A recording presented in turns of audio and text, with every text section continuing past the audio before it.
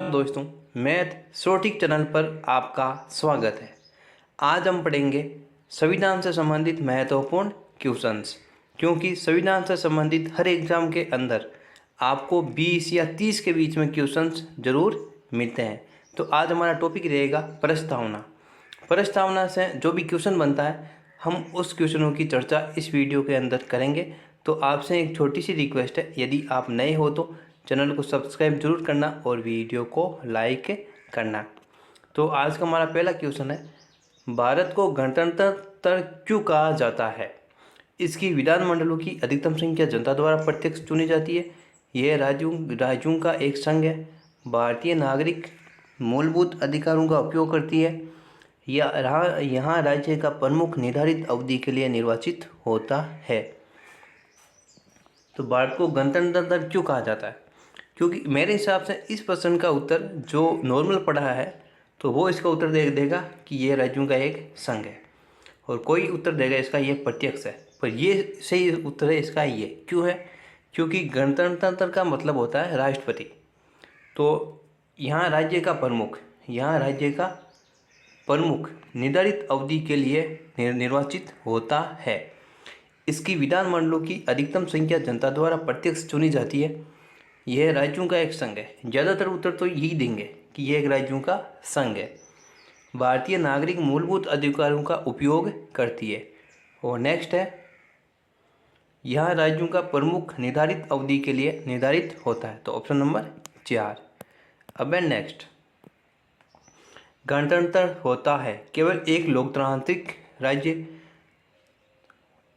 अध्यक्षीय पद्धति शासन वाला राज्य, संसदीय पद्धति शासन वाला राज्य जहाँ पर अध्यक्ष वंशानुगत रूप से न हो। तो गणतंत्र होता है केवल एक लोकतांत्रिक राज्य, अध्यक्षीय पद्धति शासन वाला राज्य या संसदीय पद्धति शासन वाला राज्य, या राज्य जहाँ पर अध्यक्ष वंशानुगत रूप से ना हो। इसका ऑप्शन आ जाएगा डी। तो अब हम थोड़ी सी प्रस्तावना के बारे में बात कर लेते हैं कि पंडित जवाहरलाल नेहरू ने पंडित जवाहरलाल नेहरू ने एक उद्देशिका पेश की थी। जवाहरलाल नेहरू जी ने एक उद्देशिका पेश की थी। कब पेश की थी? 13 दिसंबर 1946 में। कब पेश की थी? 13 दिसंबर 1946 को। ये कम से कम 8 दिन तक चर्चा में रही थी और इसका 1 महीने तक मुस्लिम लीग का इंतजार किया था, लेकिन उसके बाद में मुस्लिम लीग ने भाग नहीं लिया था। तो 1 महीने के बाद में, तो 22 जनवरी 1947। कब? 22 जनवरी 1947 को यह पास हो जाता है और यही आगे जाकर के प्रस्तावना का रूप लेता है। कौन? कि उद्देशिका या उद्देश्य जो जवाहरलाल नेहरू ने बनाया था। कब बनाया था? 13 दिसंबर 1946। और ये 8 दिन तक इंतजार किया था और 22 जनवरी 1947 को यह पारित हो जाती है, जो प्रस्तावना का रूप लेती है। तो इसके अंदर और एक है कि प्रस्तावना को संविधान की आत्मा कहा है। क्या कहा है? प्रस्तावना को संविधान की आत्मा कहा है। तो किस किसने आत्मा कहा है?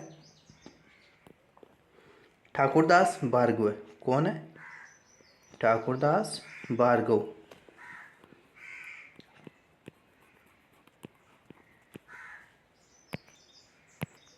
कौन है? ठाकुरदास भार्गव। और 2 नंबर पर कौन है? एम हिदायतुल्ला। कौन है? एम हिदायतुल्ला। इसने प्रस्तावना को संविधान की आत्मा कहा है। प्रस्तावना को संविधान की आत्मा कहा है। अब प्रश्न नंबर नेक्स्ट, भारतीय संविधान की उद्देशिका में परिवर्तन किस संशोधन अधिनियम के तहत किया गया था? इसके अंदर प्रस्तावना के अंदर केवल एक बार संशोधन हुआ था, 42वां संशोधन 1976। कब हुआ था? 42वां संविधान संशोधन 1976।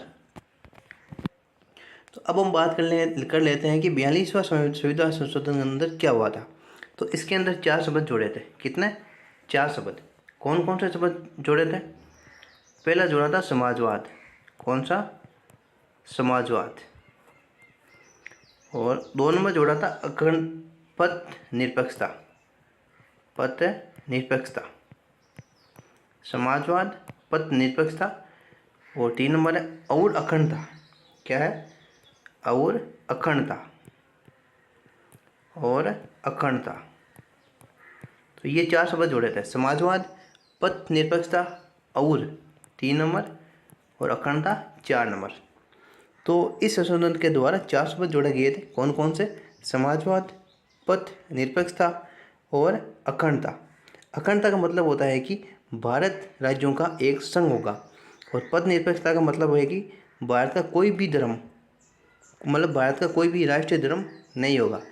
और समाजवाद का मतलब होता है कि उत्पादन वितरण के संसाधनों का नियंत्रण सरकार के हाथों में होगा। तो ये था 42वां संविधान संशोधन 1976, जिसमें 4 शब्द जोड़े गए थे, समाजवाद, पथ निरपेक्षता और अखंडता। अब प्रश्न नंबर नेक्स्ट, 26 नवंबर 1949 को एकीकृत। तो यहाँ से 2 क्वेश्चन बहुत इंपॉर्टेंट बनते हैं कि एक तो भारतीय संविधान पूर्ण रूप से लागू कब हुआ था, एक आंशिक रूप से लागू कब हुआ था, एक होता है कि अंगीकृत भारतीय संविधान, कि अंगीकृत भारतीय संविधान। तो अंगीकृत यदि एग्जाम में नाम आ जाए प्रश्न में, यदि अंगीकृत नाम आ जाए, यदि अंगीकृत नाम आ जाए तो क्या करना है? 26 नवंबर 1949, 26 नवंबर 1949। और यदि पूर्ण रूप से तो 26 जनवरी 1950। और एक आता है कि आंशिक रूप से कब लागू हुआ था, तो आंशिक रूप से हुआ था 26 नवंबर 1949। और एक आता है अंगीकृत, तो 26 नवंबर 1949। तो 26 नवंबर 1949 को अंगीकृत भारतीय संविधान की प्रस्तावना में शब्द सम्मिलित नहीं थे, समाजवादी, पथ निरपेक्ष और अखंडता। तो गणराज्य, तो कौन नहीं था? गणराज्य।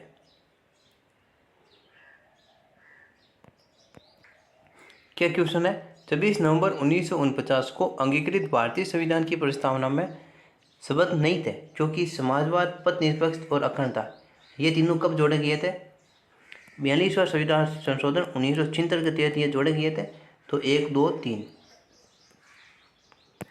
अब प्रश्न नंबर नेक्स्ट, भारतीय संविधान की आत्मा किसे कहा जाता है? तो आत्मा किसे कहा जाता है? प्रस्तावना को। किसे? प्रस्तावना को। संविधान के अंतर्गत भारतीय लोकतंत्र के आदर्शों को हम कहाँ देख सकते हैं? कौन से भाग में देख सकते हैं?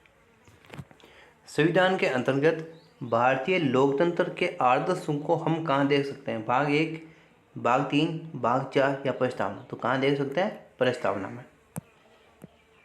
अब प्रश्न नंबर नेक्स्ट, भारत का संविधान पूर्ण रूप से तैयार कब हुआ था? तो कब हुआ था? 26 जनवरी 1950, 26 जनवरी 1950। प्रश्न नंबर नेक्स्ट, प्रश्न नंबर नेक्स्ट है कि प्रस्तावना में भारत शब्द का उल्लेख कितनी बार हुआ है? प्रस्तावना में भारत शब्द का उल्लेख, किसका? प्रस्तावना में भारत शब्द का उल्लेख कितनी बार हुआ है? तो कितनी बार हुआ है?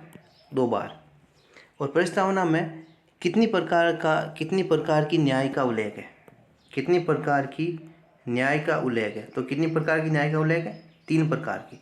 कौन कौन सी? सामाजिक, कौन कौन सी है? सामाजिक, आर्थिक और राजनीतिक। सामाजिक, आर्थिक और राजनीतिक। तो प्रस्तावना में कितनी प्रकार की न्याय का उल्लेख है? 3 प्रकार की, सामाजिक, आर्थिक और राजनीतिक। और भारतीय संविधान में न्याय शब्द का उल्लेख, मतलब न्याय का प्रावधान प्रस्तावना और नीति, जो नीति निर्देशक तत्व है, इन दोनों में न्याय का उल्लेख हुआ है।